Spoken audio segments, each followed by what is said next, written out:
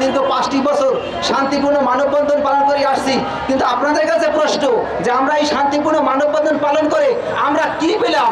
আমরা না পেয়েছি অধিকার, আরও হয়েছি বঞ্চিত, আরও হয়েছি লাঞ্ছিত। তাই আজকে আমরা এখানে 61 জেলার ভাই ও বোনদেরকে নিয়ে দাঁড়িয়েছি যারা 2018 সালে বাইরে পরীক্ষা উত্তীর্ণ হয়েছিল। যতক্ষণ না পর্যন্ত আমাদের এই ন্যায্য অধিকার, আমাদের এই ন্যায্য দাবি এই সরকার না মানবে, ততক্ষণ পর্যন্ত আমরা এই রাস্তা ছাড়তেছি না, এই স্থান ত্যাগ করতেছি না। এর বিনিময়ে যদি আমাদেরকে জীবনও দিতে হয় তাহলেও আমরা রাজি, কিন্তু আমাদের ছাড়া বিকল্প কিছু করার নাই। আমরা চাইনি এই কোনো ধরনের বিশৃঙ্খলা করতে, আমরা চাইনি। দীর্ঘ 5টি বছর শান্তিপূর্ণ মানববন্ধন করে আমরা তার প্রমাণ দিয়েছি, কিন্তু এখন এমন একটা পর্যায়ে এসে আমরা পৌঁছেছি যেখানে শান্তিপূর্ণ মানববন্ধনের কোনো মূল্য নেই।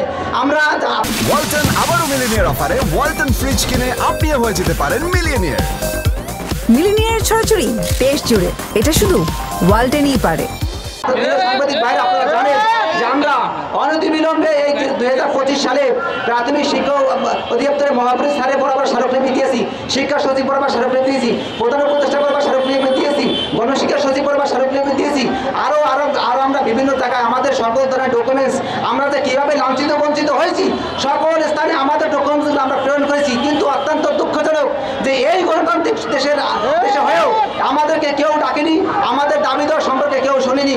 তাই আমরা আর সেই শান্তিপূর্ণ মানববন্ধনে আর করতে পারবো না যদি আজকে আমাদের দাবি দেওয়া সম্পূর্ণভাবে পালন করা না হয়, যদি আমাদেরকে ডাকা না হয়। আমরা যে কীভাবে বঞ্চিত হয়েছি, এই দুঃখ, এই কষ্ট আমরা কাদের কাছে বলবো? যারা দেশ চালায়, যারা দেশের ঊর্ধ্বতন কর্মকর্তা, আমরা তাদের সাক্ষাৎ অনতিবিলম্বে কামনা করতেছি। আমরা কীভাবে বঞ্চিত হলাম তারা দেখুক। যদি আমরা সত্যিকার অর্থেই বঞ্চিত হয়ে থাকি তাহলে অনতিবিলম্বে আমাদেরকে দেশ গড়ার কারিগর হিসেবে আমাদের সুযোগ দেওয়া হোক।